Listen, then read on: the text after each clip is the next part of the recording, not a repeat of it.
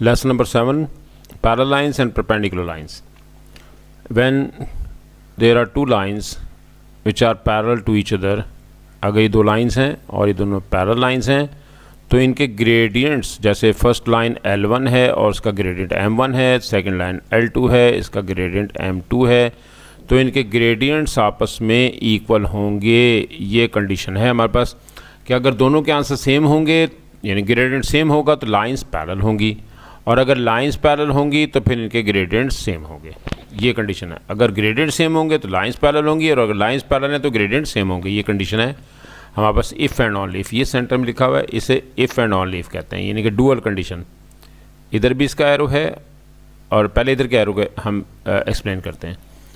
L1 is parallel to L2 if their gradients are equal, यानी कि अगर इनके ग्रेडियंट्स इक्वल हैं तो लाइंस पैरेलल होंगे। अब रिवर्स, अब एरो इधर डालते हैं तो their gradients, if their gradients are equal M1 is equal to M2 then the lines are parallel. ये रिवर्स में है कि अगर ग्रेडियंट्स इक्वल होंगे तो इनके लाइंस पैरेलल होंगी, और अगर इधर एरो है तो समझ कि लाइंस पैरेलल हैं तो ग्रेडियंट्स आपस में इक्वल हैं। अच्छा जी, collinear. Collinear 3 points are set to be collinear if they have the same gradients. जैसे फर्स्ट का पॉइंट A है, पॉइंट B है और पॉइंट C है, कहीं पर भी हो, किसी भी रेशियो में हो, तो फिर ये तीनों पॉइंट्स कोलिनियर उस वक्त होंगे। कोलिनियर होता है एक लाइन में, उस वक्त होंगे जब इनके ग्रेडियंट सेम होंगे। जैसे AB का ग्रेडियंट M1 है, BC का ग्रेडियंट M2 है और AC का ग्रेडियंट M3 है, तो तीनों ही ग्रेडियंट सेम होंगे, M1, M2, M3। अगर हमारे पास क्वेश्चन आता है कि prove that the points are collinear, तो फिर इसका मतलब ये हुआ कि उनके ग्रेडियंट्स निकाल लेंगे और ग्रेडियंट्स का आंसर इक्वल आएगा, तो इसका मतलब है कि पॉइंट्स कोलिनियर है। Question number 36, parallel lines and collinear line points के लिए। O, A, B, C, there are 4 points. Find the value या values of K if OA is parallel to BC। तो पैरेलल कंडीशन है तो लाजमी बात है, ये तो हमें पता है कि ये बग़ैर ग्रेडियंट के क्वेश्चन सॉल्व नहीं होगा। तो हम पहले निकालेंगे gradient of OA। Gradient of OA, O ये है और A ये है, y2 minus y1 over x2 minus x1। नाम भी यहीं रख लेते हैं, चलें बाद में नाम रख लेंगे M1। और अब हम इसका ग्रेडियंट पहले यहाँ लिख लेंगे। ग्रेडियंट इसका y2 माइनस y1 निकालते हैं, k minus 0 divided by 2 minus 0। नाम इसका हम रख लेते हैं M1, k ओवर 2। इस तरह से अब हम ग्रेडियंट निकालते हैं BC का। ग्रेडियंट ऑफ BC के ग्रेडियंट में भी ये फॉर्मूला, B ये है और C ये है, ये B ये C। डबल टिक इसलिए किया ताकि आपको पता चले कि इन दोनों के बारे में बात हो रही है। 2k प्लस 1, 2k प्लस 7, ये y2 हो गया, ये y2 है इसमें, और ये x1 है। यहाँ पर देखा जाए तो ये y1 है और ये x1 है। y2 minus y1, 2k plus 7 y2 है, minus 9 divided by 3k minus 2k। x1 इसमें 2k है और x2 जो है वो 3k है। अब इनको सब्ट्रैक्ट कर देते हैं। सब्ट्रैक्ट करने से पहले हम इनका नाम M2 रख लेते हैं, ग्रेडियंट इसका BC का। जी, सब्ट्रैक्ट करते हैं 2k माइनस 2, 7 में से 9 निकाला तो 2 रह गया, 3k में से 2k माइनस करें तो k रह गया। अब क्वेश्चन पढ़ते हैं। क्वेश्चन में ये था कि given that the 4 points find the values of K if OA is parallel to BC। OA parallel है BC के, प्रूफ नहीं करना। OA पैरेलल है BC के। जब पैरेलल हो तो कंडीशन ऑफ पैरेललिज्म हमें पता है कि कंडीशन ऑफ पैरेललिज्म ये होगी कि इन दोनों के ग्रेडियंट्स आपस में इक्वल होंगे। ये गिवन हो गया क्योंकि उसने कहा था कि लाइंस पैरेलल हैं, तो लाइंस पैरेलल हैं तो हमने पढ़ा था कि अगर लाइंस पैरेलल होंगे तो ग्रेडियंट्स इक्वल होगा, और अगर ग्रेडियंट्स इक्वल होंगे तो लाइंस पैरेलल होंगी। डुअल कंडीशन है इफ़ एंड ऑनली इफ़ की, तो हम इसे इफ़ एंड ऑनली इफ़ भी कहते हैं या IFF भी कहते हैं। तो हमने यहाँ लिख दिया है कि since lines are parallel therefore their gradients are equal. ये कंडीशन ऑफ पैरेललिज्म है, इसलिए हम M1 और M2 को इक्वल ले लेते हैं। M1 और M2 को हमने जैसे इक्वल लिया, वैल्यू आई यहाँ पर 2k सॉरी कि m1 की वैल्यू है k/2 और वैल्यू ऑफ m2 है 2k-2 k। क्रॉस मल्टीप्लाई कर देते हैं, ये इसको मल्टीप्लाई कर देंगे, k² हो गया और 2 को राइट पे जो है उससे मल्टीप्लाई कर देंगे 2k-2 के साथ। अब हम इसे ओपन करते हैं, लेफ्ट साइड पे k² as it is 4k-4, left side पे ले आते हैं -4k + 4 = 0।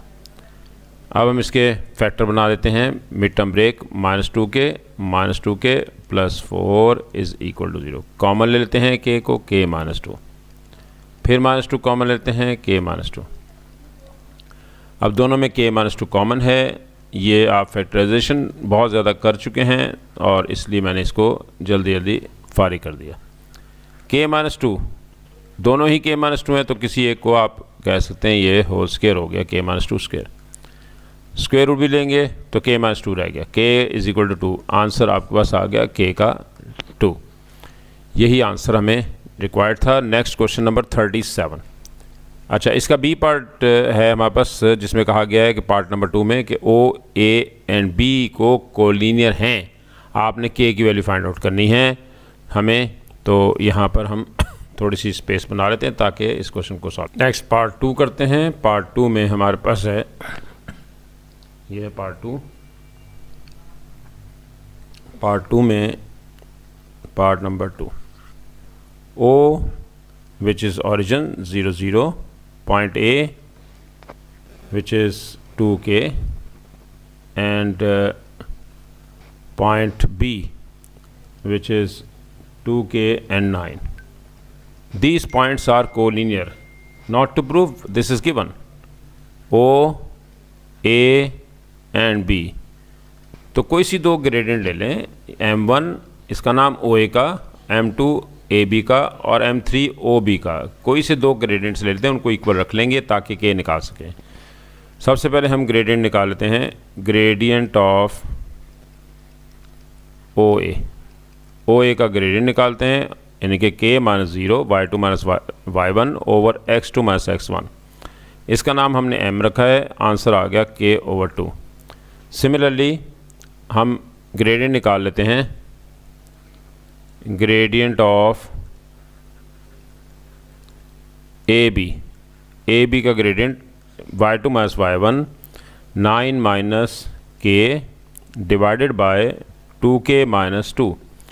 इसका नाम हम रख लेते हैं m2।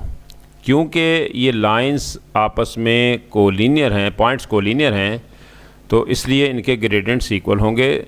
आप कह सकते हैं कि since O, A and B are collinear, इसलिए कि जब ये कोलिनियर हैं तो therefore their gradients are equal. m1 जो है वो m2 के इक्वल है और इसे हम कर लेंगे इक्वल। अब हम इसमें m1 और m2 की वैल्यूज़ लगा देते हैं। वैल्यू ऑफ m1 है हमारे पास k/2 और वैल्यू ऑफ m2 है 9 - k divided by 2k - 2। Values लगा दी हमने। अब इनको करते हैं हम क्रॉस मल्टीप्लाई। k को मल्टीप्लाई करेंगे 2k - 2 से और 2 को मल्टीप्लाई करेंगे 9 - k से। ये हमने क्रॉस मल्टीप्लाई कर दिया ऐसे। ब्रैकेट्स ओपन करते हैं, 2k² - 2k 18, 2 को मल्टीप्लाई करें 18 - 2k, 2k² - 2k left side पे ले आएंगे, +2k - 18 = 0। कैंसिलेशन हो गई, 2k की कैंसिलेशन हो गई, 2k² - 18 = 0। 0 को थोड़ा सा हेल्दी कर देते हैं। अच्छा, 2 कॉमन ले लेते हैं, k² - 9 = 0। 2 डिवाइड कर देंगे, कैंसिलेशन हो गई, 0 इधर आके 0/2 0 हो गया और k - 9 = 0 आ गया। k² - 9 = 0। k का आंसर आपके पास आ गया +-3, ये इसका आंसर आ गया और ये हमें पैरेलल लाइंस के लिए हमने k निकाला था। नेक्स्ट क्वेश्चन जो है वो आपके पास 37 है, 37 आप नोट कर लें, सिमिलर क्वेश्चन है, और अगर ये आपसे ना हुआ तो आप इसे टैली करेंगे नेक्स्ट लेक्चर से। अभी ये लेक्चर यहाँ तक हमारा मौजूद है। नेक्स्ट लेक्चर बड़ा इंपॉर्टेंट है, उसमें और भी टाइप्स हम परपेंडिकुलर की भी करेंगे, वो भी हमने अभी डिस्कस करनी है।